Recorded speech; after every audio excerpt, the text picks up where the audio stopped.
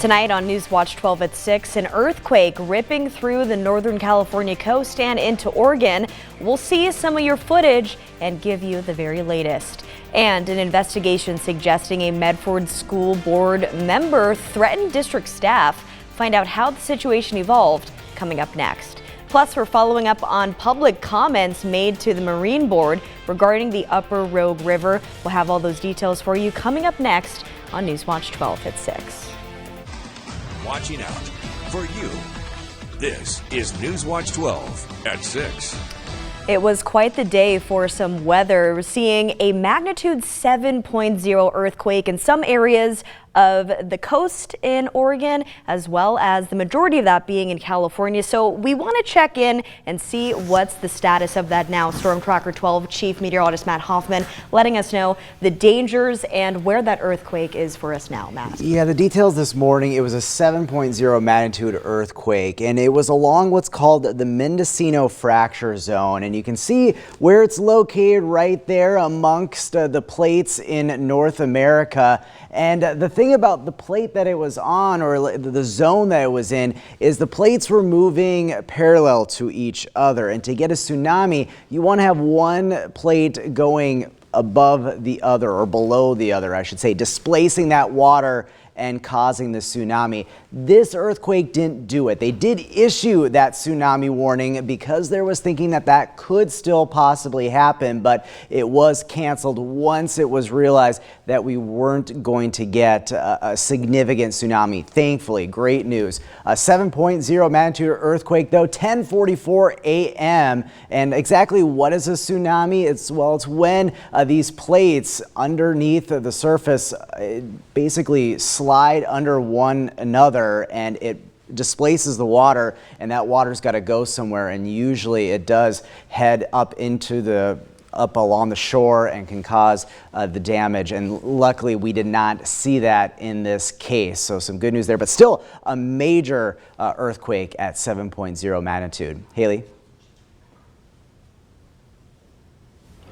Matt, thank you. And in our top story tonight, you're looking at some of the footage from that magnitude 7.0 earthquake that hit Northern California for us. Also, tsunami warnings and evacuations were brought to the western coastline, including here in southern Oregon. NewsWatch 12's Rocky Walker spoke with those in charge of the beaches and those who evacuated. Rocky. Haley, thousands fled southern Oregon and northern California beaches after tsunami warnings caused evacuations along the coastline. But it all started with an earthquake. Here, take a look.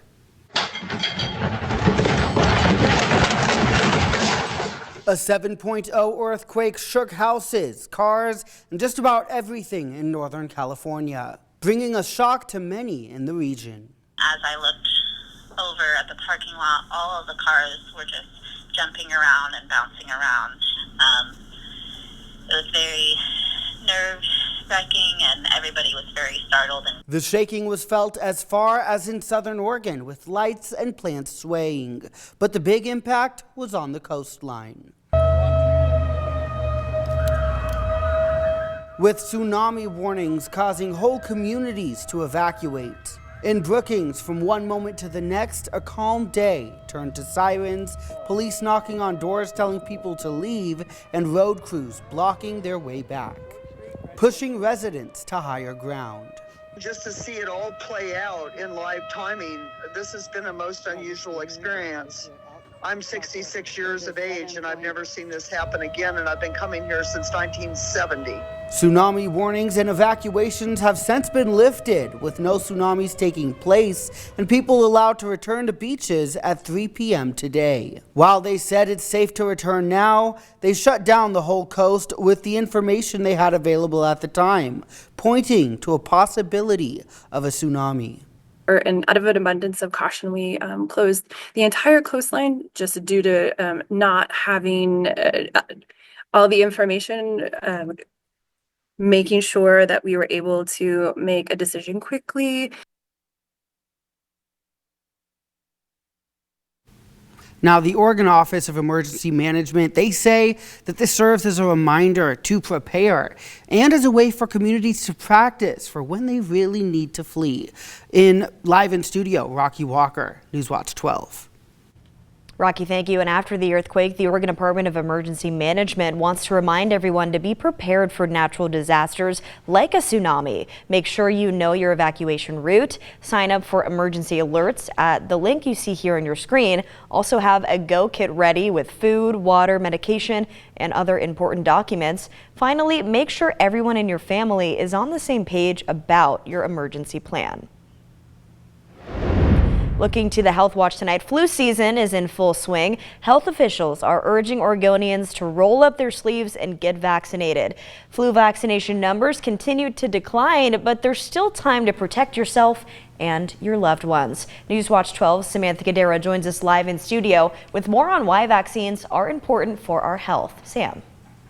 Yeah, Haley, this week is National Influenza Vaccination Week, a great reminder to get your flu shot. With declining vaccination rates and the holidays ahead, health officials are urging action to protect yourself and your loved ones as gatherings and travel increases and illnesses spread. Here's a look at this year's flu season and why health officials say getting vaccinated is important.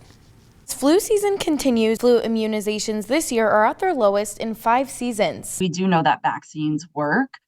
We know that vaccines can stop the spread of infections, but mostly like looking at COVID and flu, they do a really good job of preventing severe illness. And when that severe illness happens, we don't want people being hospitalized, and the vaccine does a good job of minimizing that. Flu vaccine rates have steadily declined in Oregon since the 2020-2021 season. When over 1.4 million doses were administered, this season only 1.04 million doses have been given so far, a concerning drop. But one thing about the flu and COVID, it's not too late ever to get the vaccine. So if someone hasn't received either of those vaccines, we definitely really do encourage them. Flu activity typically peaks between December and February, and with holiday gatherings and travel, cases are expected to climb. When people begin to travel, we do see an increase in like flu cases, COVID cases. We start to see those viruses spread quite rapidly through the public. If you haven't been vaccinated, it is a really good time to do that before you start your holiday travels. And as we near the holidays, health officials are urging vaccinations to stay healthy, and free flu shots are available for uninsured individuals at Jackson County Public Health. But for now, reporting live in studio, Samantha Cadera, NewsWatch 12. Sam, thank you. We're continuing our coverage tonight as the Medford School Board is set to review a complaint against a board member tonight. Its meeting is a study session that includes that complaint. NewsWatch 12's Jerry Howard is live at the board meeting. Jerry, what is this a complaint about? Well, Haley, the school board is taking up a complaint against a school board member, and it appears to be a complaint that was filed in August. That's when the district's own director of security, Ron Havnier, filed a complaint against board member Michael Williams. That's also the month when the board addressed the issue of confrontational board member and district patron behavior. Move that the board chair work with the district legal counsel to refer the complaint alleging improper conduct by a school board member as an independent investigator for the full investigation. Jody, can you call roll? Board Directors Messer. Yes. Williams. No. That vote comes from an August Medford School Board meeting authorizing an investigation of a complaint against a board member. The vote allowed the district to have an independent investigation of the complaint. According to district policy, when an investigation is complete, results get presented to the board to decide if any action is warranted. Tonight's board agenda says it will discuss next steps in the complaint. Last month, board member Michael Williams, who voted no in that August vote, was named in 2 formal written complaints claiming he wore a knife into the school district office for a meeting with the superintendent that became loud, profane, and threatening. And you can argue back and forth, or what you say is, oh, I don't think that's abusive. You might find something abusive that I might not. But Can I use a different term? What? Disagreeable.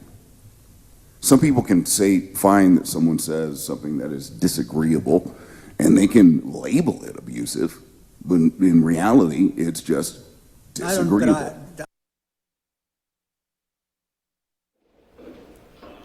The Medford School Board has been meeting for about 40 minutes already here at Oakdale Middle School, but this item is toward the end of the agenda, and we'll be here to cover it and deliver that coverage to you in NewsWatch 12 at 11. Reporting live in Medford, Jerry Howard, NewsWatch 12. Haley?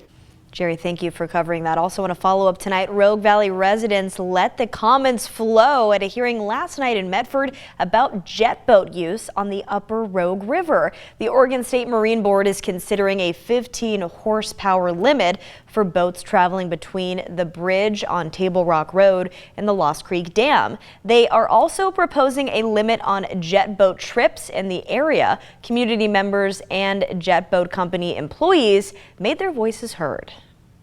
I recently filed a criminal complaint against Rogue Jet Boat Adventures for failing to slow down within 200 feet of a waiting angler. Fun fact, when a boat is on plane, it creates the smallest wake.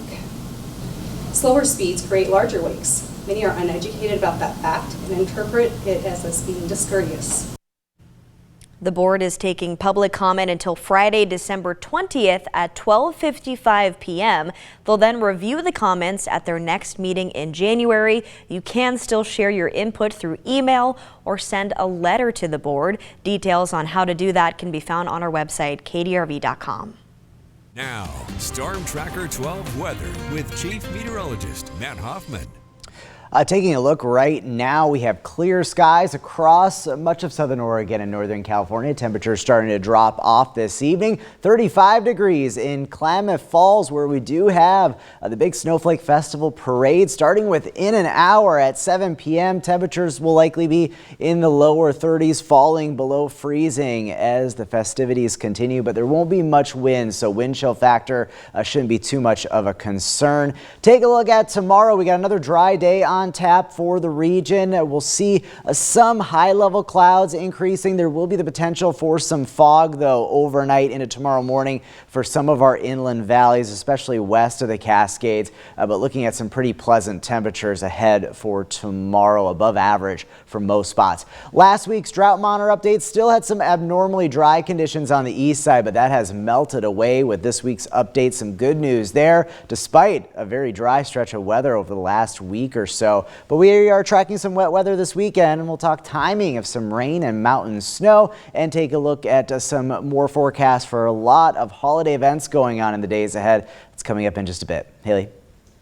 Matt, thank you. And tonight in Klamath Falls, the annual Snowflake Festival parade will light up downtown along Main Street. There's been a lot of fun at years in the past. You're taking a look at previous years from the parade. The theme for tonight's is a frosty 40th as the festival celebrates the Christmas season for its 40th year. The parade starts in just under an hour at 7 p.m. and road closures will be in place until 8 p.m. tonight. And looking ahead to this weekend, Medford's Winter Light Festival is taking over downtown on Saturday. This event will have one road closure that you'll want to keep a close eye on. So let's take a look at that closure tonight. 4th Street will be closed between Riverside and Central from 5 to 9 p.m. this Saturday, and drivers should expect delays if you're not checking out the festival lights but still seeing some of that traffic. Just make sure when you're driving through downtown Medford you are aware of those driving conditions. Of course, all that information can be found on our website, kdrv.com. Okay, I made it over to the interview set because I want to show you something cool here.